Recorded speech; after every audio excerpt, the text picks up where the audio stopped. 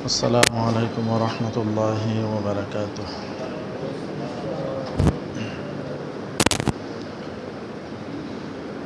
الحمد لله نحمده ونستعينه ونستغفره ونؤمن به ونتوكل عليه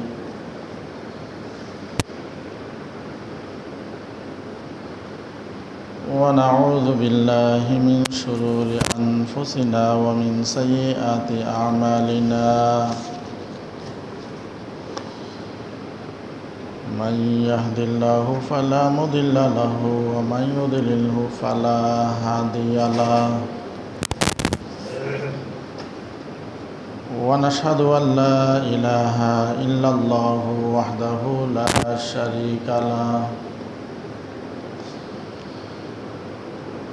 ونشهد أن سيدنا وحبيبنا ومولانا محمدا عبده ورسوله صلى الله عليه وعلى آله وأصحابه وبارك وسلم. أما بعد فأعوذ بالله من الشيطان الرجيم. بسم الله الرحمن الرحيم.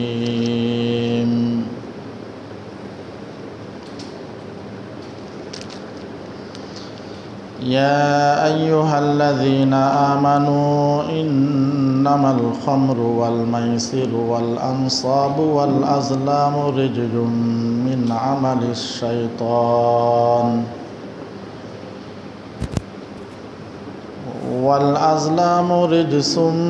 عمل الشيطان فاجتنبوه لعلكم تفلحون.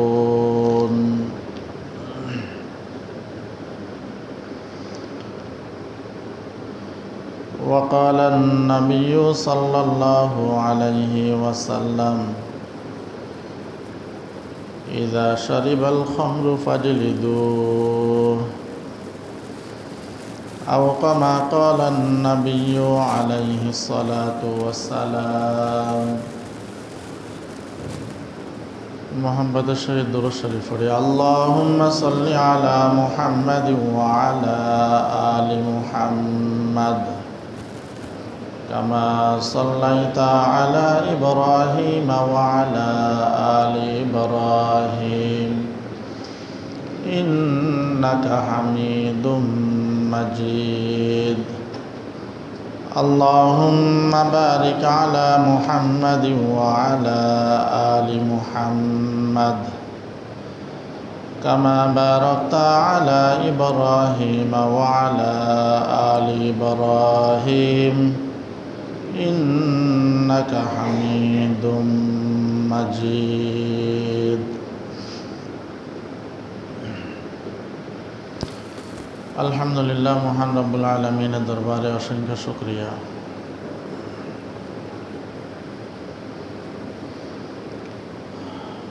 যে মহান রব্বুল আলামিন আমাদেরকে রবিউল আউয়াল মাসের 30তম তারিখ পঞ্চম জুমার নামাজ পড়ার উদ্দেশ্যে মসজিদে আসার বসার, যার যতটুকু সম্ভব হয়েছে ইবাদত বন্দেগী করার পর প্রতি জুমার নিয়ে সংক্ষিপ্ত সময়ে কিছু কথা বলার নিয়তে, শোনার নিয়তে আল্লাহ রাব্বুল আলামিন আমাদেরকে একত্রিত হওয়ার তৌফিক দান করেছেন। এই জন্য শুকরিয়া আদায় করি, আলহামদুলিল্লাহ। লক্ষ কোটি দরুদ ও সালামের হাদিয়া তাজদার মদিনা সৈয়দুল মুরসালিন ইমামুল আম্বিয়া খাতামান নবিয়্যিন রাহমাতুল লিল আলামিন শফিউল মুজনবিন সাহেবে কাউসার জনাব মুহাম্মদুর রাসূলুল্লাহ সাল্লাল্লাহু আলাইহি ওয়াসাল্লামের উপর। বিগত জুমাগুলোতে আমরা রাসূলুল্লাহ সাল্লাল্লাহু আলাইহি ওয়াসাল্লামের সিরত চরিত্র নিয়ে আমরা আলোচনা করেছি। সর্বশেষ আমরা গত জুমাতে ঘুমানোর আগে কতিপয় সুন্নত সম্পর্কে আমরা আলোচনা করেছি।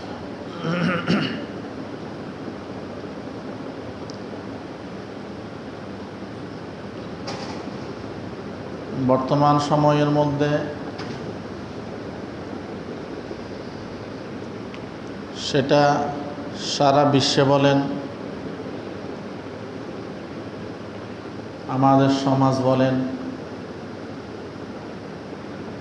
সর্ব জায়গায় এমন কিছু রোগ, এমন কিছু ব্যাধি যেগুলো ক্যান্সার থেকেও মারাত্মক বেশি।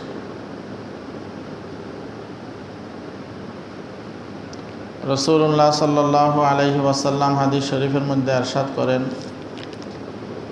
যে কিয়ামতের নিদর্শনসমূহের মধ্যে একটি নিদর্শন হইল কিয়ামতের আগে মদের প্রসার বেড়ে যাবে। আমাদের সমাজের মধ্যে যত ধরনের ক্যান্সার রোগ আছে, যত ধরনের মরণব্যাধি রোগ আছে, এই মরণব্যাধি রোগের অন্যতম রোগ হইল মদ, মাদক। এটা আমরা অনেকে হালকাভাবে নিলেও অধিকাংশ অপরাধে জড়ানোর পিছনে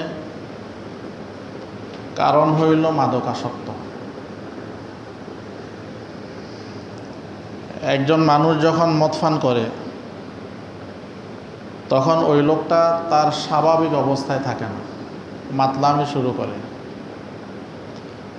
অনেক সময় নিজের বাবাকে গালি দেয়, মাকে গালি দেয়, স্ত্রীকে গালি দেয়, ভাইকে গালি দেয়, মুরব্বীদেরকে গালি দেয়, আবুল তাবুল কথা বলে। কিসের কারণে? মদ পান করার কারণে। এটা ক্যান্সার থেকেও মারাত্মক একটা রোগের নাম। এবং যতগুলো আপনি বিবাহ বিচ্ছেদ দেখবেন, এদের মধ্যেও অনেক বিবাহ বিচ্ছেদের কারণ হইল মাদকাসক্ত। মদ পান করে, স্ত্রীর সাথে দুর্ব্যবহার করে, এই কারণে তাদের বিবাহ কি হয়ে গেছে? বিচ্ছেদ হয়ে গেছে। অনেক জায়গার মধ্যে বাবা তার সন্তানকে ত্যায্য পুত্র করে, এটার পিছনে কারণ হইল মাদকাসক্ত। এই যে আমরা একবার পত্রিকার মধ্যে দেখলাম, বাবা তার সন্তানকে উঠাল দিয়ে মেরে ফেললেন। এই কুঠাল দিয়ে বাবা, যে বাবা সন্তানের জন্য রাত দিন 24 ঘন্টা পরিশ্রম করে, যে বাবা মা সন্তান অসুস্থ হইলে বাবা মা অসুস্থ হয়ে যায়, যে বাবা মা সন্তানকে কেউ বড় কথা বললে তার সাথে ঝগড়া লেগে যায়, নিজের মাথার ঘাম পায়ে ফেলে সন্তানকে মানুষ করার জন্য,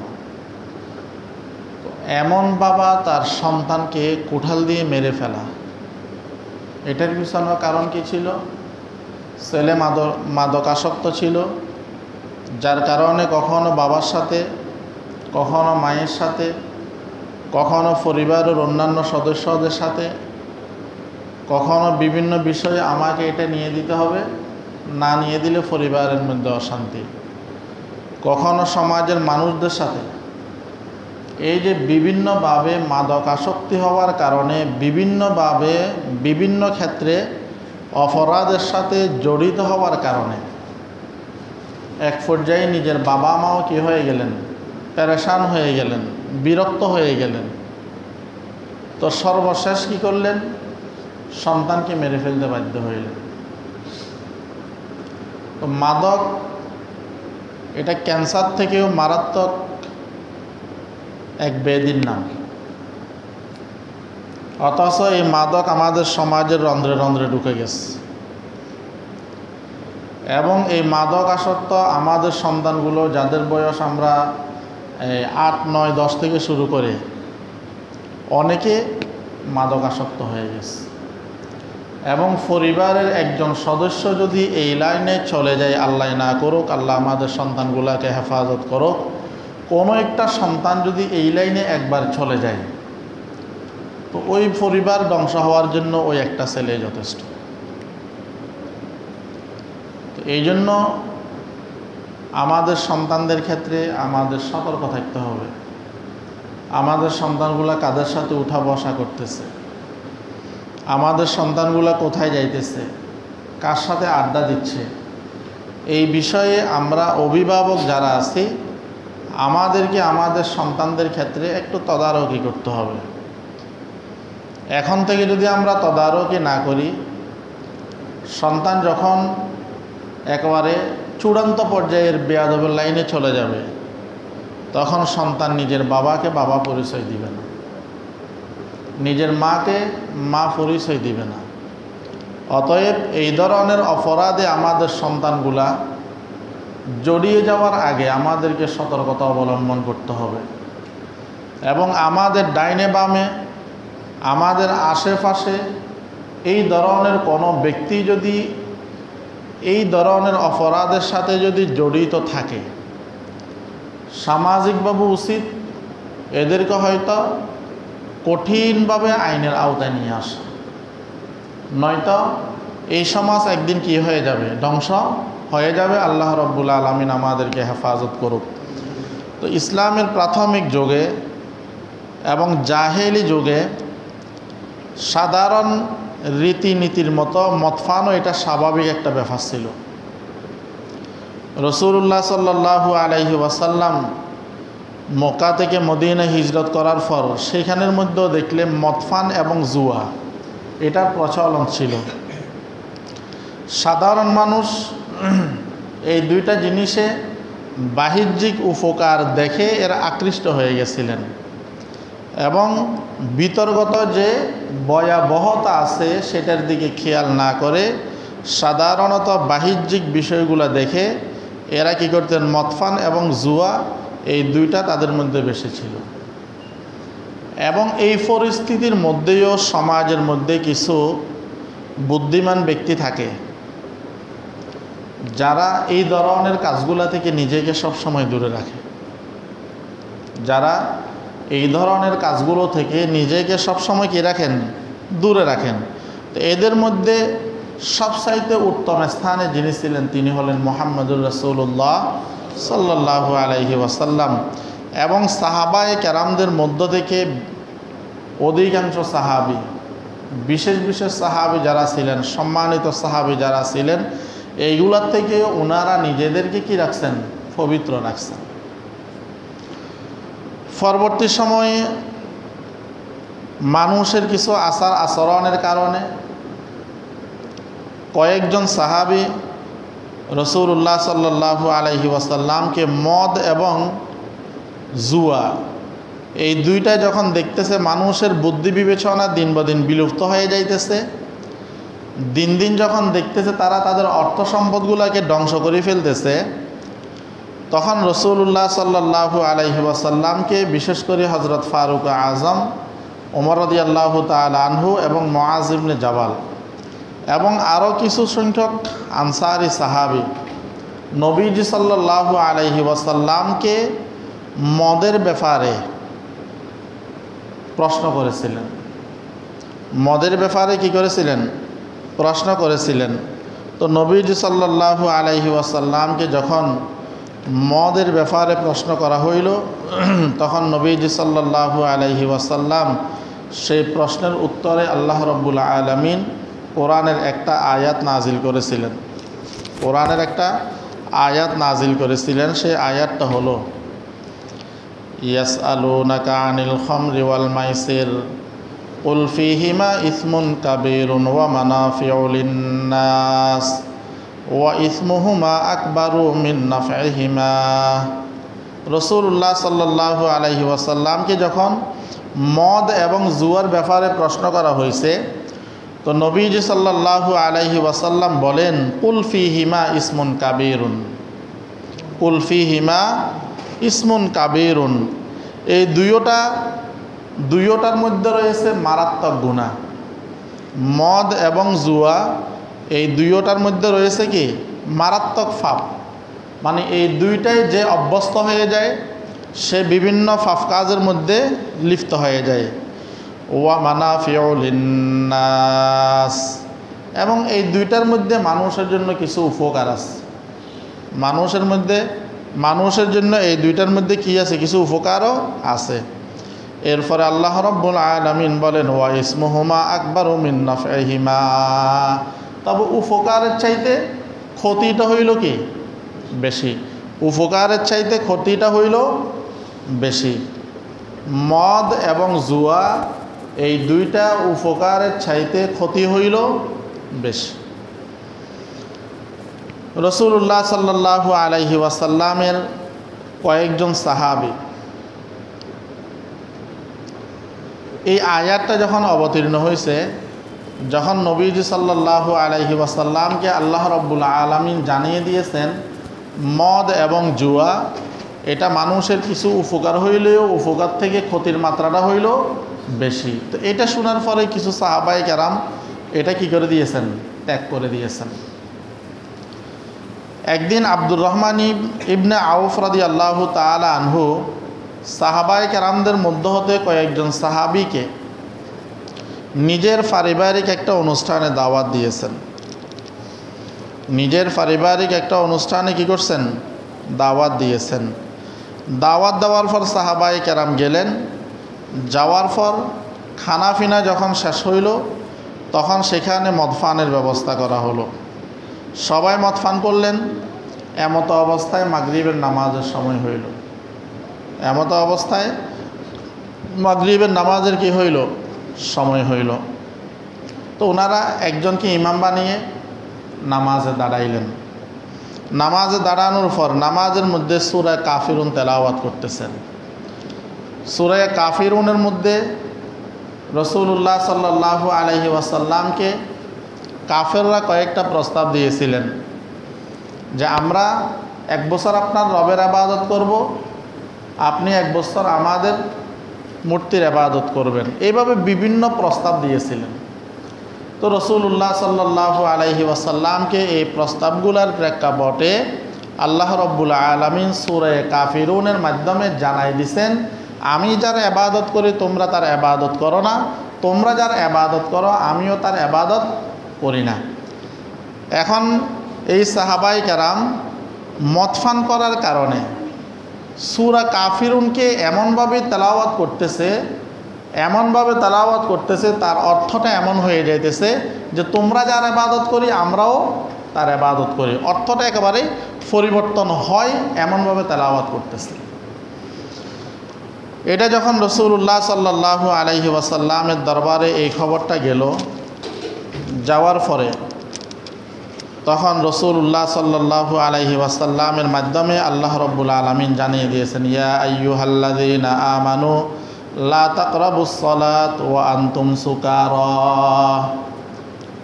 তখন আয়াত নাজিল হলো হে ঈমানদারেরা তোমরা নামাজের নিকটবর্তী হইও না যখন তোমরা নেশাগ্রস্ত থাকো। যখন তোমরা নেশাগ্রস্ত থাকো তোমরা কি করিও না?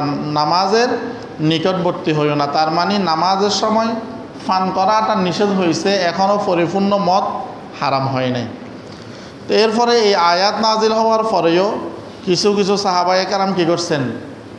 এটা ত্যাগ করে দিলেন যে আমরা মদ পান করব না, আমরা মদ পান করব না। এরপরে আরও একদিন আদবান ইবনে মালিক রাদিয়াল্লাহু তাআলা আনহু কয়েকজন সাহাবীকে দাওয়াত দেন। দাওয়াত দেওয়ার পরে এদের মধ্য থেকে সাদ ইবনে আবি ওয়াক্কাস রাদিয়াল্লাহু তাআলা আনহুও ছিল। তো ওনারা ওই অনুষ্ঠানের মধ্যে মদফান করলেন। মদফান করার পরে ওনারা কী করতেছেন? সেখানে বিভিন্ন কবিতা আবৃত্তি করতেছেন। বিভিন্ন কবিতা কী করতেছেন? আবৃত্তি করতেছেন। তো কবিতার মধ্যে সেখানে নিজেদের বংশ এবং নিজেদের পূর্বপুরুষদের অহংকারমূলক কিছু বর্ণনা করতেছেন। নিজেদের বংশীয় এবং পূর্বপুরুষদের অহংকারমূলক কিছু কী করতেছেন? কবিতার মাধ্যমে তাদের বর্ণনাগুলো দিচ্ছেন। এখন এই কবিতা আবৃত্তি করতে গিয়ে নিজেদের বংশের পরিচয় দিতে গিয়ে নিজেদের পূর্বপুরুষদের বিভিন্ন প্রশংসনীয় বিষয়গুলা বলতে গিয়ে কিছু সাহাবায়ে কেরাম, বিশেষ করে আনসারে সাহাবী, এদের মনে আঘাত গেছে, কষ্ট লাগছে। তো এই জন্য একজন আনসারে সাহাবী রাগান্বিত হয়ে উটের একটা হাড্ডি সাদ ইবনে আবি ওয়াক্কাস রাদিয়াল্লাহু তাআলা আনহুর মাথার দিকে ছুঁড়ে মারলেন। সাদ ইবনে আবি ওয়াক্কাস রাদিয়াল্লাহু তাআলা আনহু মাথার দিকে কী করলেন? ছুঁড়ে মারলেন। এতে তিনি মারাত্মকভাবে আহত হয়েছেন। তো এই খবর রাসূলুল্লাহ সাল্লাল্লাহু আলাইহি ওয়াসাল্লামের দরবারে যখন গেল, আনসারি ওই যুবক সাহাবীর বিরুদ্ধে যখন অভিযোগ করলেন, তখন রাসূলুল্লাহ সাল্লাল্লাহু আলাইহি ওয়াসাল্লাম আল্লাহ রাব্বুল আলামিনের দরবারে দোয়া করেন, আল্লাহুম্মা বায়্যিন লানা ফিল খামরি বায়ানান শাফিআ।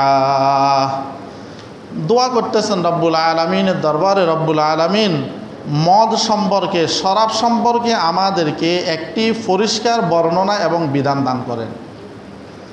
মদ সম্পর্কে আমাদেরকে পরিষ্কার বর্ণনা এবং কী করেন? বিধান দান করেন। তখন এই সূরা মায়েদার 90 এবং 91 নম্বর আয়াতে কারিমা আল্লাহ রাব্বুল আলামিন নাজিল করেন। সে আয়াতের মধ্যে কি বলেন? ইয়া আইয়ুহাল্লাযীনা আমানু ইন্নামাল খামরু ওয়াল মাইসিরু ওয়াল আনসাবু ওয়াল আজলাম রিজজুম মিন আমালিশ শাইতান। তখন মদ সম্পর্কে, জুয়া সম্পর্কে এবং মূর্তি এবং তীর নিক্ষেপ, এইগুলো সম্পর্কে আল্লাহ রাব্বুল আলামিন স্পষ্ট করে দিলেন যে এই সমস্ত কাজগুলো হইল শয়তানের কাজ। এই সমস্ত কাজগুলো হইল কার কাজ? শয়তানের কাজ। এরপরে আল্লাহ রাব্বুল আলামিন বলেন, ফাজতানিবুহু লাআল্লাকুম তুফলিহুন। তোমরা এইগুলা থেকে কী করো? বেঁচে থাকো, তাহলে তোমরা কি করতে পারবে? সফল হইতে পারবে, মুক্তি লাভ করতে পারবে। মদ এবং জুয়ার দ্বারাই তোমাদের মধ্যে পারস্পরিক শত্রুতা এবং তিক্ততা সৃষ্টি হয়ে থাকে, এবং আল্লাহ রাব্বুল আলামিনের জিকির এবং নামাজ থেকে তোমাদেরকে বিরত রাখাই হইল শয়তানের একান্ত কাজ। কারণ আল্লাহ রাব্বুল আলামিন কোরআনের বিভিন্ন জায়গার মধ্যে শয়তান যে আমাদের বন্ধু নয়, আমাদের শত্রু, সেটা স্পষ্ট করে দিয়েছেন।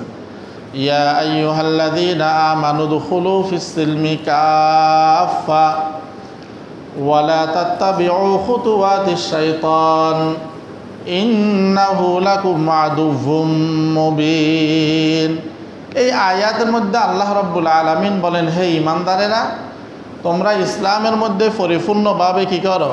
প্রবেশ করো। ওয়ালা তাত্তাবিউ খুতুওয়াতিশ শাইতান, তোমরা শয়তানের কখনো কী করিও না? অনুসরণ করিও না। তো শয়তান যদি আমাদের বন্ধু হইতো, আমাদের জন্য ভালো হইতো, তো আল্লাহ রাব্বুল আলামিন আমাদেরকে তার অনুসরণ করতে নিষেধ করতেন না, বরং হুকুম করতেন। তো বোঝা গেল শয়তান আমাদের কি? শত্রু। শয়তান আমাদের শত্রু। শয়তানের কাজ হইল দুই ব্যক্তির মধ্যখানে ফাটল সৃষ্টি করা। শয়তানের কাজ হইল দুই ব্যক্তির মধ্যখানে ঝগড়া লাগানো। শয়তানের কাজ হলো আল্লাহর বান্দাবান্দিদেরকে ইবাদত থেকে দূরে রাখা। শয়তানের কাজ হলো একজন মানুষ যখন নামাজে দাঁড়িয়ে যায়, তো নামাজির মধ্যে এসে নামাজিকে এমন বিষয়গুলো স্মরণ করিয়ে দেওয়া যেটা তার কল্পনার মধ্যেও নাই।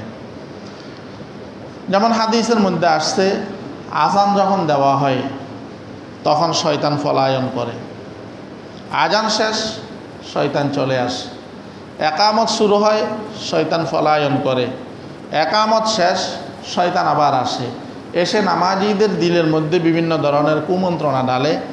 এমন এমন বিষয়গুলো নামাজের মধ্যে স্মরণ করিয়ে দেয় যেই বিষয়গুলো তার কল্পনার মধ্যেও নাই, যে বিষয়গুলো তার কল্পনার মধ্যেও কি নাই। অনেক সময় ঘুমাইছে, এমন একজন ব্যক্তিকে তার স্বপ্নের মাধ্যমে নিয়ে আসছে, যে ব্যক্তি সম্পর্কে তার কোনো ধারণাও নাই, হয়তো ওই ব্যক্তিকে দেখেও নাই, ওই ব্যক্তিকে হয়তো উনি কখনো দেখেও না, কিন্তু শয়তান ওই ব্যক্তিকে আকৃতি ধারণ করে তার স্বপ্নের মধ্যে নিয়ে এসে তার ঘুমের ডিস্টার্ব করতেছে। তো শয়তান হইল আমাদের দুশ্মন, এবং এটা গোপন দুশ্মন নয়, প্রকাশ্য দুশ্মন। এই জন্য আল্লাহ রাব্বুল আলামিন বলেন, মদ, জুয়া এবং মূর্তি এবং তীর নিক্ষেপের মাধ্যমে যে তোমরা ভাগ্য নির্ণয় করো, এইগুলো সবগুলো হইল শয়তানের কাজ। এগুলো হইল শয়তানের কাজ। শয়তান মানুষকে মদপান করায়। মদপান করানোর কারণে তার স্বাভাবিক অবস্থা থাকে না, তখন ওই লোকটা বিভিন্ন অপরাধের সাথে জড়িত হয়ে যায়। মদপান করে রাস্তা দিয়ে যাইতেছে, একজন একা একই মেয়ে বা মহিলাকে পাইল, রাস্তার মধ্যে তার ইজ্জত নিয়ে ছিনিমিনি খেললো। কোনো জায়গার মধ্যে দেখা গেল একজন মানুষকে হত্যা করলো। এইভাবে মদপানের মাধ্যমে সমাজের মধ্যে অসংখ্য অগণিত দুর্ঘটনা সংঘটিত হয়। এটা মদের কারণে, মদপানের কারণে। এই জন্য আল্লাহ রাব্বুল আলামিন বলেন, এই মদপান করা এটা হইল শয়তানের কাজ। এটা হইল শয়তানের কাজ। অতএব তোমরা যদি মুক্তি লাভ করতে চাও, তোমরা যদি কল্যাণ চাও, তো তোমরা শয়তানের কাছ থেকে নিজেকে দূরে রাখো। এবং মদ এবং জুয়ার মাধ্যমে তোমাদের পারস্পরিক শত্রুতা তৈরি হয়। তোমাদেরকে আল্লাহ রাব্বুল আলামিনের জিকির থেকে, তোমাদেরকে নামাজ থেকে শয়তান কী করেন? বিরত রাখেন। এটা হইল শয়তানের কাজ। এটা হইল শয়তানের কাজ। এগুলা থেকে আমাদের বিরত থাকা দরকার। এগুলা থেকে আমাদেরকে কি থাকা দরকার? বিরত থাকা দরকার। তো মদপান এটা যে আল্লাহ রাব্বুল আলামিন হারাম করেছেন দাফে দাফে। কখনো মদের উপকার অপকারিতা বললেন, এরপরে বললেন তোমরা যখন নামাজের সময় হয়, নামাজের সময় তোমরা মদপান করিও না। এরপরে আল্লাহ রাব্বুল আলামিন কি করলেন? বিভিন্নভাবে পর্যায়ক্রমে আল্লাহ রাব্বুল আলামিন কি করলেন? মদকে হারাম করে দিলেন, বলে দিলেন এগুলো হইল শয়তানের কাজ। মদ, জুয়া এগুলো হইল কি? শয়তানের কাজ। আমরা ছোটোকালে অনেক সময় শুনতাম যে জুয়া খেলতেছে। এখন জুয়া খেলতে খেলতে তার অবস্থা এমন হয়েছে, ফরিদানের লুঙ্গি পর্যন্ত খুলে চলে আসতে হয়।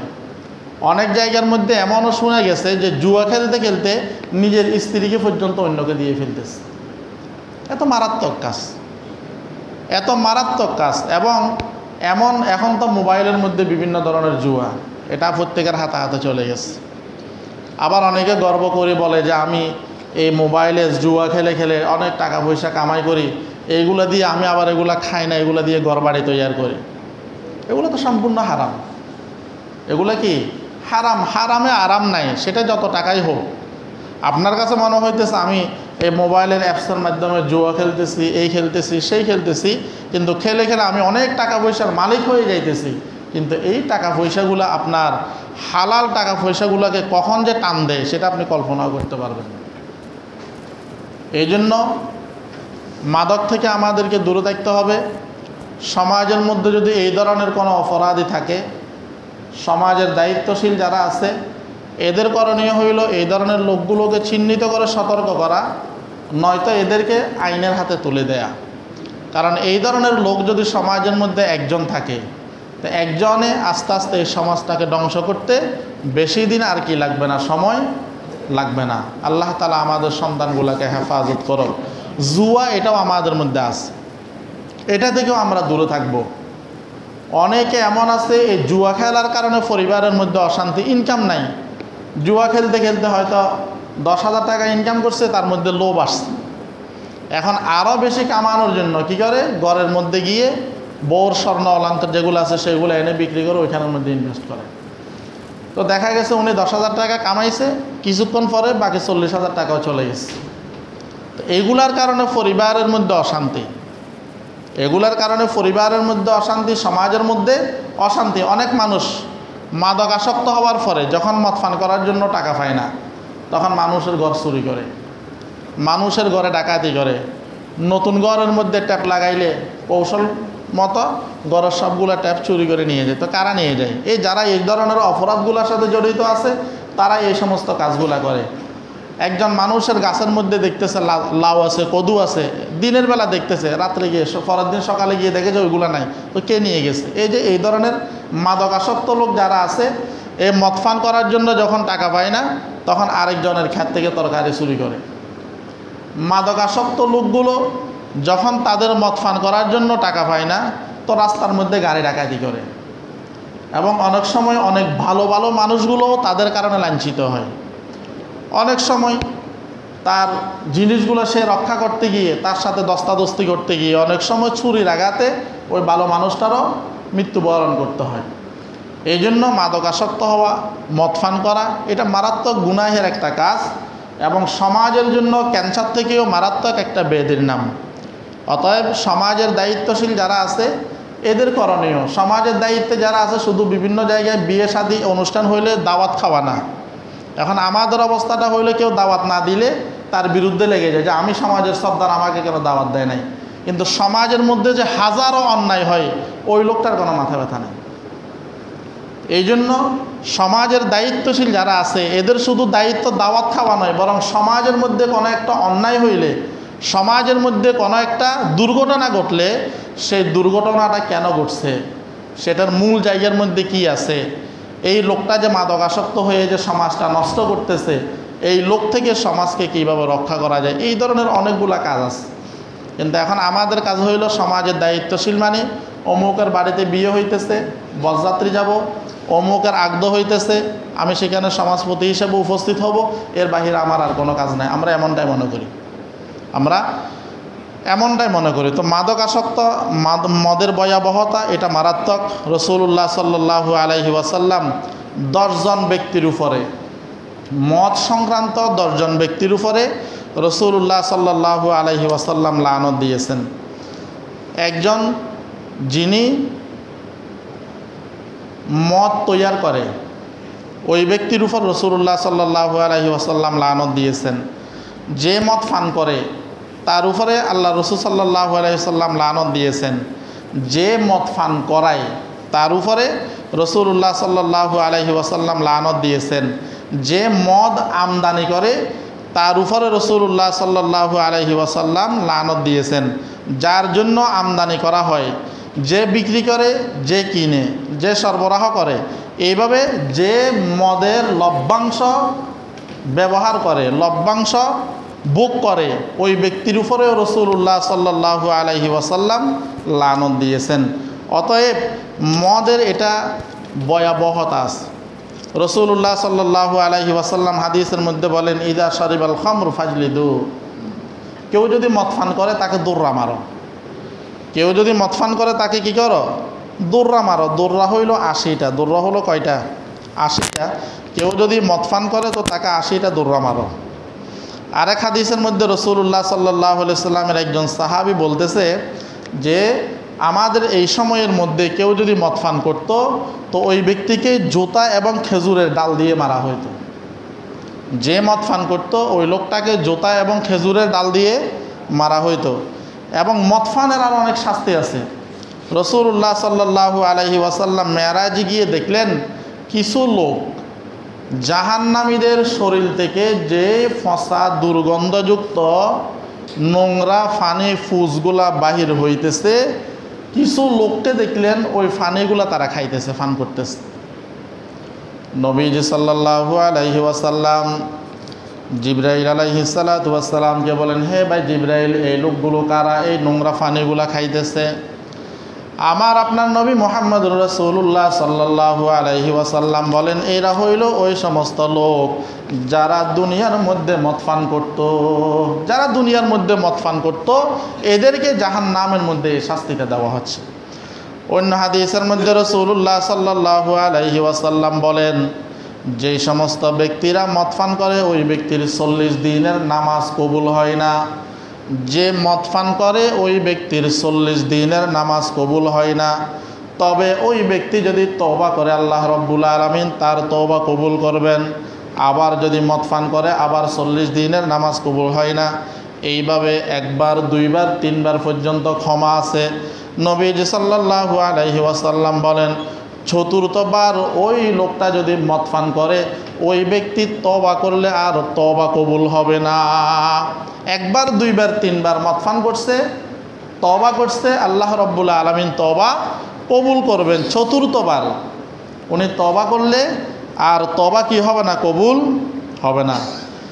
নবীজি সাল্লাল্লাহু আলাইহি ওয়াসাল্লাম বলেন, তাকে নাহরুল খাবাল হতে পানি পান করানো হবে। আব্দুর রহমান ইবনে ওমর রাদিয়াল্লাহু তাআলা আনহু নবীজিকে প্রশ্ন করেন, ইয়া রাসূলুল্লাহ, নাহরুল খাবাল এটা কি? তো নবীজি সাল্লাল্লাহু আলাইহি ওয়াসাল্লাম বলেন, জাহান্নামীদের শরীর থেকে নির্গত ফুস, নোংরা যে পানিগুলো আছে, ওই পানিগুলা তাদেরকে পান করানো হবে। তো মদ পান এটা মারাত্মক এক গুনাহের নাম, এটা মারাত্মক একটা রোগের নাম। অতএব এই মাদক থেকে আমাদেরকে কি থাকতে হবে? দূরে থাকতে হবে। আমাদের সন্তানদেরকে এটা থেকে কি রাখা লাগবে? দূরে রাখা লাগবে। নবীজি সাল্লাল্লাহু আলাইহি সাল্লাম বলেন, কুল্লু মুস্করিন খমরুন, সমস্ত নেশাদ্রব্য যেগুলো আছে এগুলো হইল মদ, আর ওয়াকুল্লু খমরুন হারাম, আর সমস্ত মদ হইল হারাম। অতএব এগুলোর থেকে আমাদেরকে কি থাকা লাগবে? বিরত থাকা লাগবে। আল্লাহ রাব্বুল আলামিন আমাদের সবাইকে বুঝার আমল করার তৌফিক দান করুক, আমিন। আর একটা বিষয় হইল ভাই, আল্লাহর রাস্তায় দান করা এটা সওয়াবের কাজ। আল্লাহর রাস্তায় দান করা, মসজিদে দান করা, মাদ্রাসায় দান করা, অসহায়কে দান করা, এটা কিসের কাজ? বলেন, এটা কিসের কাজ? সওয়াবের কাজ। আল্লাহ রাব্বুল আলামিন বলেন, লান তানালুল বিররা হাত্তা তুনফিকু মিম্মা তুহিব্বুন, তোমরা ততক্ষণ পর্যন্ত কল্যাণকামী হইতে পারবে না যতক্ষণ পর্যন্ত তোমরা তোমাদের প্রিয় বস্তু আল্লাহর রাস্তায় দান করবে না। তোমরা তোমাদের প্রিয় বস্তু যতক্ষণ পর্যন্ত আল্লাহর রাস্তায় দান না করবে ততক্ষণ পর্যন্ত তোমরা কল্যাণকর হইতে পারবে না। এখন এই আয়াত অবতীর্ণ হওয়ার পর সাহাবায়ে কেরাম নিজেদের খেজুর বাগানের মধ্যে সবচাইতে যেটা দামি, সবচাইতে যেটা সুন্দর, যেখানে খাজুর বেশি উৎপাদন হয়, এমন বাগান আল্লাহর রাস্তায় কী করে দিয়েছেন? দান করে দিয়েছেন। কিন্তু আমরা সব দিকে আমরা উল্টা। আমরা মসজিদে আসি, দান না করেন সেটা আপনার ব্যাপার, কিন্তু যখন মসজিদে দান করবেন অন্তত যে টাকাটা ভালো সেই টাকাটা মসজিদে দান করার জন্য কি করবেন? চেষ্টা করবেন। এই যে গত শুক্রবারে একজন এটা দান করছে, একজনে এই 50 টাকা গত শুক্রবারে কি করছেন? দান করছেন। এখন যদি উনি এই টাকাটা শুধু দিয়েই দেয় তাহলে মসজিদের 50 টাকা লাভও হইল না, লসও হইল না। কিন্তু এই টাকা দেওয়ার পর যদি 45 টাকা ওই লোকটা নিয়ে যায় তাহলে মসজিদের কয় টাকা লস হইল? 45 টাকা লস হয়ে গেল। তো এইগুলোর মানে কি বলেন? আমরা কি মসজিদে দান করতেছি না দানের নামে শয়তানি করতেছি? এই জন্য আমরা অনেক সময় দোকানে যেটা চালাইতে পারেন এটা মসজিদে দান বাক্সের মধ্যে ঢুকাই দিই।